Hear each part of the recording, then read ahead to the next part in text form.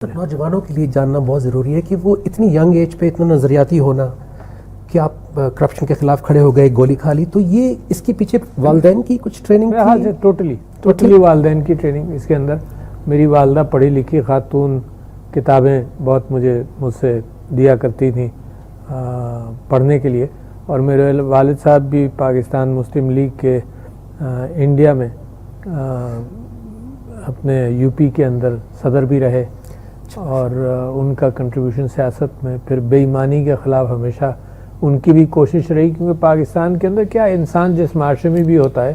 کچھ لوگ قوانین کا غلط استعمال کرتے ہیں، کچھ چوریاں کرتے ہیں. یہ انسان کی فطرت میں اللہ تعالیٰ نے اچھی باتیں اور بری باتیں دونوں پیدا کی ہیں، شیطان کی مسلسل گمراہ کرنے کی، اور انسان کی اپنے ضمیر کے اعتبار سے کوشش کے بہتر رہے،